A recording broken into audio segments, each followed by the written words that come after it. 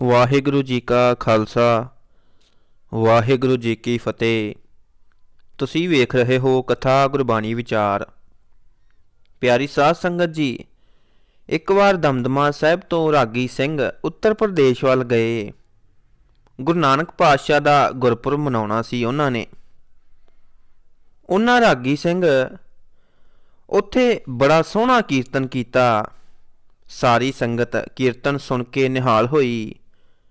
ਉੱਥੇ ਇੱਕ ਗੈਰ ਸਿੱਖ ਮਾਈ ਆਈ। ਉਸਨੇ ਵੀ ਕੀਰਤਨ ਸੁਣਿਆ। ਉਸ ਮਾਈ ਨੂੰ ਕੀਰਤਨ ਸੁਣਨਾ ਬੜਾ ਚੰਗਾ ਲੱਗਦਾ ਸੀ। ਜਦੋਂ ਉਹ ਰਾਗੀ ਸਿੰਘਾਂ ਨੇ ਵਾਪਸ ਮੁੜਨਾ ਸੀ, ਉਹ ਗੈਰ ਸਿੱਖ ਮਾਈ ਕਹਿਣ ਲੱਗੀ, ਪਿਆਰਿਓ, ਸਾਡੇ ਘਰ ਵੀ ਚਰਨ ਪਾਓ, ਸਾਡੇ ਘਰ ਵੀ ਕੀਰਤਨ ਕਰੋ, ਸਾਨੂੰ ਨਿਹਾਲ ਕਰੋ। ਉਹਨਾਂ ਆਪਣੇ ਪ੍ਰਬੰਧਕਾਂ ਤੋਂ ਆਗਿਆ ਲਈ ਤੇ ਤਿਆਰ ਹੋ ਗਏ। ਮਾਤਾ ਜੀ ਦਾ ਘਰ ਸ਼ਹਿਰ ਦੇ ਵਿੱਚ ਜਾ ਕੇ ਸੀ। ਜਦੋਂ ਉਹ ਮਾਤਾ ਜੀ ਦੇ ਘਰ ਪਹੁੰਚੇ ਤਾਂ ਮਾਤਾ ਨੇ ਗੈਰ ਸਿੱਖ ਸੀ, ਪਰ ਉਹਨਾਂ ਨੂੰ ਗੁਰਬਾਣੀ ਦਾ ਕੀਰਤਨ ਸੁਣਨਾ ਬੜਾ ਚੰਗਾ ਲੱਗਦਾ ਸੀ। ਰਾਗੀ ਸਿੰਘਾਂ ਨੇ ਦੇਖਿਆ ਅੱਗੇ ਮੂਰਤੀਆਂ ਰੱਖੀਆਂ ਹਨ ਅਤੇ ਦਰੀਆਂ ਵਿਛੀਆਂ ਸਨ, ਤੇ ਉਹ ਰਾਗੀ ਸਿੰਘਾਂ ਨੂੰ ਕਹਿਣ ਲੱਗੀ, ਤੁਸੀਂ ਕੀਰਤਨ ਆਰੰਭ ਕਰੋ। ਉਹ ਰਾਗੀ ਸਿੰਘ ਥੋੜ੍ਹਾ ਹੈਰਾਨ ਹੋ ਗਏ ਤੇ ਕਹਿਣ ਲੱਗੇ, ਕਿਵੇਂ ਕੀਰਤਨ ਕਰੀਏ? ਪਰ ਮਾਤਾ ਦੇ ਦਿਲ ਵਿੱਚ ਗੁਰਬਾਣੀ ਕੀਰਤਨ ਲਈ ਬੜਾ ਹੀ ਪ੍ਰੇਮ ਸੀ। ਉਸ ਪ੍ਰੇਮ ਨੂੰ ਵੇਖ ਕੇ ਕੀਰਤਨ ਆਰੰਭ ਕਰ ਦਿੱਤਾ। ਸਾਰੇ ਪਰਿਵਾਰ ਨੇ ਅਤੇ ਜਿੰਨੀ ਵੀ ਸੰਗਤ ਇਕੱਠੀ ਹੋਈ ਸੀ, ਸਭ ਨੇ ਕੀਰਤਨ ਸੁਣਿਆ।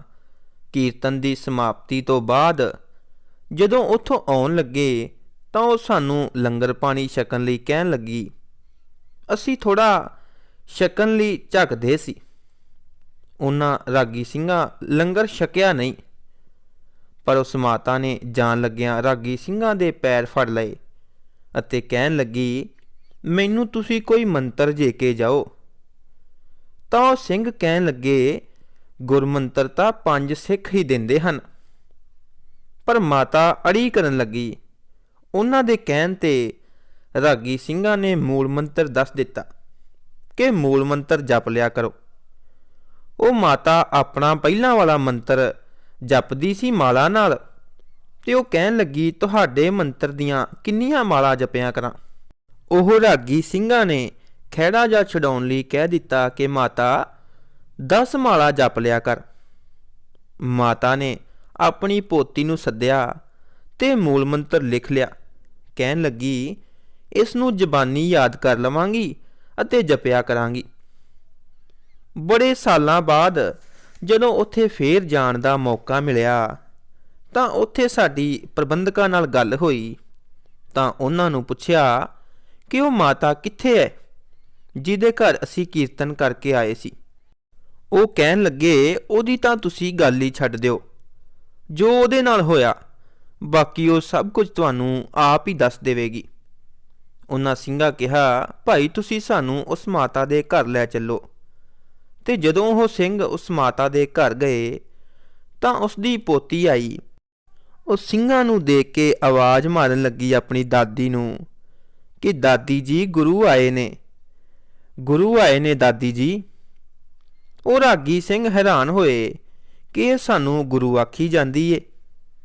ਰਾਗੀ ਸਿੰਘ ਕਹਿਣ ਲੱਗੇ, ਅਸੀਂ ਉਸ ਨੂੰ ਮੂਲ ਮੰਤਰ ਲਿਖਾ ਕੇ ਗਏ ਸੀ ਤਾਂ ਸਾਨੂੰ ਇਹ ਗੁਰੂ ਕਹਿ ਰਹੀ ਸੀ।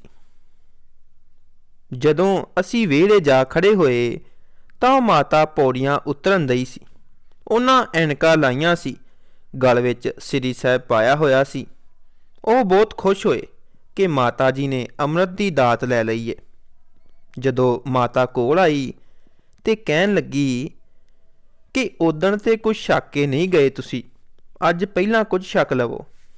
ਰਾਗੀ ਸਿੰਘ ਕਹਿੰਦੇ, ਤੁਸੀਂ ਸਾਡੇ ਨਾਲ ਦੇ ਹੋ ਗਏ ਹੋ, ਛਕਾਓ ਜੋ ਛਕਾਉਣਾ।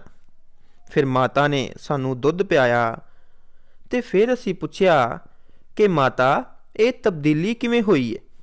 ਮਾਤਾ ਦੱਸਦੀ ਹੈ, ਭਾਈ ਸਾਹਿਬ, ਜੋ ਤੁਸੀਂ ਸਾਨੂੰ ਮੰਤਰ ਦੇ ਗਏ ਹੋ, ਇਹ ਉਸ ਦੀ ਕਿਰਪਾ ਜੇ ਸਾਰੀ। ਉਹ ਕਹਿੰਦੇ, ਇਹ ਕਿਵੇਂ? ਮਾਤਾ ਕਹਿੰਦੀ, ਮੈਂ ਮੂਲ ਮੰਤਰ ਜਪਣਾ ਚਾਲੂ ਕਰ ਦਿੱਤਾ। 10 ਮਾਲਾ ਰੋਜ਼ ਨੇਮ ਨਾਲ ਜਪਣੀਆਂ ਸ਼ੁਰੂ ਕਰ ਦਿੱਤੀਆਂ। ਨਾਲ ਉਹ ਪਹਿਲਾਂ ਵਾਲਾ ਮੰਤਰ ਵੀ ਜਪੀ ਗਈ। ਪਰ ਮੂਲ ਮੰਤਰ ਦੀ ਸ਼ਕਤੀ ਹੀ ਇੰਨੀ ਏ ਕਿ ਮੈਨੂੰ ਇਉਂ ਲੱਗਦਾ ਹੈ ਜਿਵੇਂ ਕੰਧਾਂ 'ਤੇ ਵੀ ਇਹੋ ਹੀ ਲਿਖਿਆ ਹੈ।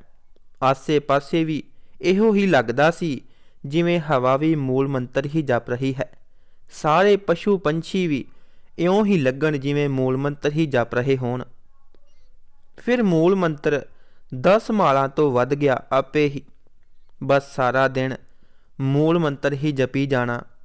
ਬਾਕੀ ਸਾਰੇ ਦੁਨਿਆਵੀ ਕੰਮ ਛੁੱਟ ਗਏ। ਬਸ ਮੂਲ ਮੰਤਰ ਹੀ ਜ਼ਿੰਦਗੀ ਬਣ ਗਿਆ।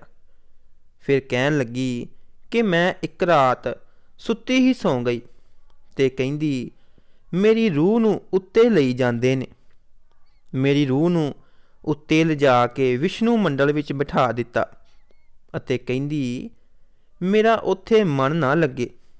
ਅਤੇ ਮੈਂ ਉਹਨਾਂ ਨੂੰ ਕਿਹਾ ਜੋ ਮੇਰੀ ਰੂਹ ਨੂੰ ਉੱਤੇ ਲੈ ਗਏ ਸਨ ਕਿ ਮੈਨੂੰ ਇੱਥੋਂ ਲੈ ਜਾਓ, ਉੱਥੇ ਜਾ ਕੇ ਛੱਡੋ ਜਿੱਥੇ ਗੁਰਬਾਣੀ ਦਾ ਕੀਰਤਨ ਚੱਲਦਾ ਹੋਵੇ। ਉਹ ਬੰਦੇ ਜੋ ਉਸ ਨੂੰ ਉੱਥੋਂ ਲੈ ਕੇ ਗਏ ਸੀ ਉਸ ਨੂੰ ਕਹਿੰਦੇ ਜੀ ਠੀਕ ਹੈ, ਪਰ ਅਸੀਂ ਤੇ ਅੰਦਰ ਜਾ ਨਹੀਂ ਸਕਦੇ, ਤੁਸੀਂ ਸੱਚਖੰਡ ਵਿੱਚ ਚਲੇ ਜਾਓ। ਉਹ ਉੱਥੇ ਜਾ ਕੇ ਬੈਠ ਗਈ। ਕੀਰਤਨ ਚੱਲ ਰਿਹਾ ਸੀ। ਕਹਿੰਦੀ ਜਦੋਂ ਕੀਰਤਨ ਦੀ ਸਮਾਪਤੀ ਹੋਈ ਤਾਂ 2 ਬਰਛਿਆਂ ਵਾਲੇ ਨਿਹੰਗ ਸਿੰਘ ਮੇਰੇ ਕੋਲ ਆਏ ਅਤੇ ਕਹਿਣ ਲੱਗੇ ਮਾਤਾ, ਅੰਮ੍ਰਿਤਧਾਰੀ ਤਾਂ ਤੁਸੀਂ ਹੈ ਨਹੀਂ ਤੇ ਇਸ ਖੰਡ ਵਿੱਚ ਤੁਸੀਂ ਕਿਵੇਂ ਪਹੁੰਚ ਗਏ ਹੋ? ਕਹਿੰਦੀ ਪਤਾ ਨਹੀਂ, ਬਸ ਕਿਵੇਂ ਆ ਕੇ ਮੈਂ ਬੈਠ ਗਈ ਹਾਂ। ਕਹਿੰਦੀ ਮੈਨੂੰ ਚਿਹਰਾ ਤਾਂ ਨਹੀਂ ਦਿਸਿਆ ਜਿਹਦੇ ਕੋਲ ਮੈਨੂੰ ਲੈ ਕੇ ਗਏ, ਬਸ ਨੂਰ ਹੀ ਨੂਰ ਅਤੇ ਚਾਨਣ ਹੀ ਚਾਨਣ ਦਿਸਦਾ ਸੀ। ਉਹ ਨਿਹੰਗ ਸਿੰਘ ਕਹਿਣ ਲੱਗੇ ਇਹ ਮਾਤਾ ਪਤਾ ਨਹੀਂ ਕਿਵੇਂ ਇੱਥੇ ਪਹੁੰਚ ਗਏ ਹਨ ਬਿਨਾਂ ਅੰਮ੍ਰਿਤ ਛਕੇ ਹੀ।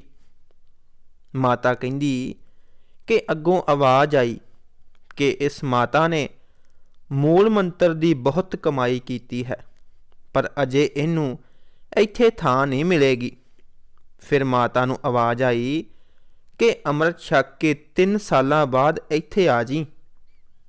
ਫਿਰ ਜਦੋਂ ਮੈਂ ਉੱਠੀ ਤਾਂ ਮੈਨੂੰ ਉਹਨਾਂ ਨੇ ਫੱਟੇ 'ਤੇ ਲੰਮਾ ਪਾਇਆ ਸੀ। ਗੁਰਮੁਖ ਪਿਆਰਿਓ, ਇਹ ਗੱਲਾਂ ਜਿਨ੍ਹਾਂ ਨਾਲ ਵਰਤੀਆਂ ਹਨ ਉਹਨਾਂ ਨੂੰ ਹੀ ਪਤਾ ਹਨ। ਬਾਕੀ ਲੋਕਾਂ ਨੂੰ ਇਹਨਾਂ ਗੱਲਾਂ ਦਾ ਨਹੀਂ ਪਤਾ। ਗੁਰੂ ਕਿਰਪਾ ਕਰੇ ਤਾਂ ਇਹ ਗੱਲ ਵੱਖਰੀ ਹੈ। ਗੁਰਮੁਖੋ, ਉਹ ਦੱਸਦੀ ਹੈ ਜਦੋਂ ਮੈਂ ਉੱਠੀ ਤਾਂ ਸਾਰੇ ਡਰ ਕੇ ਪਰਾਂ ਹੋ ਗਏ। ਮਾਤਾ ਨੇ ਕਿਹਾ ਕਿ ਮੈਨੂੰ ਅੰਮ੍ਰਿਤ ਛਕਾਓ ਅਤੇ ਗੁਰਦੁਆਰੇ ਵਾਲੇ ਅੰਮ੍ਰਿਤ ਨਾ ਛਕਾਉਣ, ਕਿਉਂਕਿ ਉਹ ਕਹਿੰਦੇ ਕਿ ਤੁਹਾਡੇ ਪਰਿਵਾਰ ਵਾਲੇ ਗੁੱਸੇ ਹੋਣਗੇ। ਮਾਤਾ ਨੇ ਗੁਰੂਦੁਆਰੇ ਵਿੱਚ ਜਾ ਕੇ ਹੀ ਹੜਤਾਲ ਕਰ ਦਿੱਤੀ। ਕਹਿੰਦੀ ਮੈਨੂੰ ਅੰਮ੍ਰਿਤ ਛਕਾਓਗੇ ਤਾਂ ਹੀ ਮੈਂ ਕੁਝ ਛਕਣਾ ਹੈ। ਫਿਰ ਗੁਰੂਦੁਆਰੇ ਵਾਲਿਆਂ ਮਾਤਾ ਦੇ ਪਰਿਵਾਰ ਤੋਂ ਪੁੱਛਿਆ ਅਤੇ ਮਾਤਾ ਨੂੰ ਅੰਮ੍ਰਿਤ ਛਕਾਇਆ ਤੇ ਉਹ ਕਹਿੰਦੀ 2 ਸਾਲ ਹੋ ਗਏ ਹਨ ਮੈਨੂੰ ਅੰਮ੍ਰਿਤ ਛਕੇ ਨੂੰ। 1 ਸਾਲ ਬਾਅਦ ਮੈਂ ਉੱਥੇ ਹੀ ਪਹੁੰਚ ਜਾਣਾ, ਕਿਉਂਕਿ ਉਹਨਾਂ ਮੈਨੂੰ ਆਖਿਆ ਹੈ। ਮੈਨੂੰ ਪੱਕਾ ਯਕੀਨ ਹੈ, ਮੇਰੇ ਭੋਗ 'ਤੇ ਆ ਕੇ ਤੁਸੀਂ ਕੀਰਤਨ ਕਰਿਓ। 1 ਸਾਲ ਬਾਅਦ ਉਹ ਰਾਗੀ ਸਿੰਘ ਕਹਿੰਦੇ ਵਾਕਿਆ ਹੀ ਸਾਨੂੰ ਚਿੱਠੀ ਮਿਲ ਗਈ ਸੀ ਕਿ ਮਾਤਾ ਨੇ ਸਰੀਰ ਤਿਆਗ ਦਿੱਤਾ ਹੈ। ਅਸੀਂ ਜਾ ਕੇ ਕੀਰਤਨ ਕਰਕੇ ਆਈਏ। ਪਿਆਰੀ ਸਾਧ ਸੰਗਤ ਜੀ, ਇਹ ਹੈ ਮੂਲ ਮੰਤਰ ਦੀ ਮਹਿਮਾ, ਗੁਰਬਾਣੀ ਦੀ ਮਹਿਮਾ, ਨਾਮ ਦੀ ਮਹਿਮਾ। ਮਹਾਰਾਜ ਜੀ ਕਿਰਪਾ ਕਰਨ।